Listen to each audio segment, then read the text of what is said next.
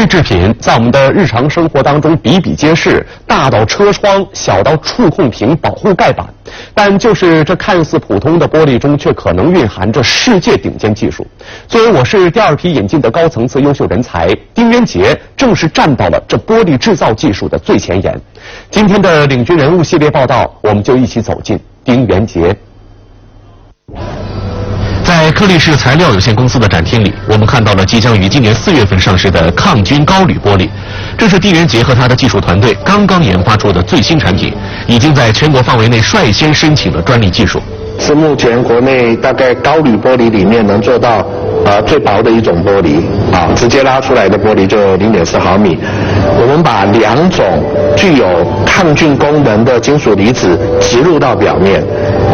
那使得细菌到了这个玻璃表面呢不容易生长。因为具有抗菌功能，这种玻璃可以更广泛地应用在医药、食品行业的触控屏上。丁元杰告诉记者，与普通玻璃相比，高铝玻璃强度更大，可以制作得更薄，相应的制作工艺也更加复杂。使用下拉溢流法生产超薄高铝玻璃，正是他和技术团队不断研究的核心技术。那国内是没有公司有能力做这种玻璃，那我们就是第一家要来打破这种垄断。能够成为这个第一，丁元杰功不可没，也克服了许多常人难以想象的困难。2011年，他开始研究超薄高铝玻璃的制作工艺，当时国内相关领域一片空白。丁元杰面对的首个难题就是技术人才的空缺。他一方面寻觅相对合适的海外人才，另一方面则开始着手培养国内人才。所以在11年底、12年的时候呢，我们就在福州、福建以及中国其他的一些大学，我们招募一些应届毕业的本科的大学生跟硕士生然后我们就开始从基础培养。就这样，丁元杰的核心技术团队从一开始的6、7个人发展到现在的60、70人。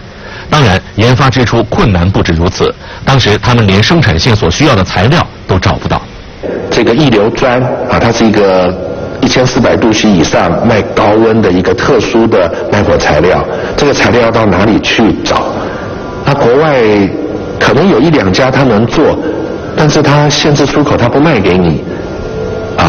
那你关键材料被卡住了，那你怎么办？那我们就只好在国内找有规模的，而且有这种企图心，愿意做研发、长期投资的这种大型的耐火材料工厂，大家来做策略伙伴。2014年，超薄高铝玻璃终于试产成功，但丁元杰并没有止步于此，他们将在今年开始扩建第2条、第3条生产线，并计划根据客户需求制作个性化终端产品，向产业链下游发展。本台报道。